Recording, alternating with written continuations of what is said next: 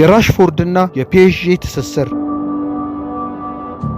ለአብዛኞቹ የማንቸስተር ዩናይትድ ደጋፊዎች የድረ ፈርጉሰን የአውሮፓ ምርጡ ምሽታቸው የማርች 2019 የፓርክ ደ ፕራንስ ተአምር መሆኑ አያጠራጥርም። በሜዳቸው በፓሪስ ሰን ዠርመን 2-0 የተረቱት የኦሊጎና ሶልሼር ልጆች በመልሱ ጨዋታ ማንም ያልጠበቀውን ድል አስመዘገቡ። በጉዳት የታመሱት ዩናይትዶች በባከነ ጊዜ ባስቆጠሩት ፍጹም ቅጣት ምት ታግዘው 3-1 በድምር ውጤት በሜዳ ውጭ ጎል አለፉ። በታሪካዊው ምሽት ወሳኛውን ጎል ያስቆጠረው ገና 21 ዓመቱ የነበረው ማርኮስ ራሽፎርድ ነበር። እንግሊዛዊ አጥቂ ከ18 ወራት በኋላም ወደዚሁ ስታዲየም ተመልሶ በምድብ ጨዋታ ለዩናይትድ የማሸነፊያውን ጎል አስቆጥሯል። የራሽፎርድ እና ፒኤስጂ ትስስር በዚህ ብቻ አያበቃም። ፓሪሳውያኑ የመስመር አጥቂውን ለማስፈረም ተደጋጋሚ ጥረት አድርገው አልተሳካላቸውም። በ2022 ከወኪሎቹ ጋር ንግግሮች ጀምረው የስፖርት ዳይሬክተሩ ሊዮናርዶ መልቀቅ መሰናክል ሆኖባቸዋል። ከዛ በኋላም የኪሊያን ኢምባፔን የመልቀቅ ፍላጎት ተከትሎ ፈጣኑን እንግሊዛዊው ተተኪ ለማድረግ እስከ 75 ሚሊዮን ፓውንድ አዘጋጅተው የዩናይትድ 100 ሚሊዮን ፓውንድ መጠየቅ ፍላጎታቸውን አቀዝቅዞታል። ሌሎች ተጫዋቾችን እንዲያዛውሩም አድርጓቸዋል።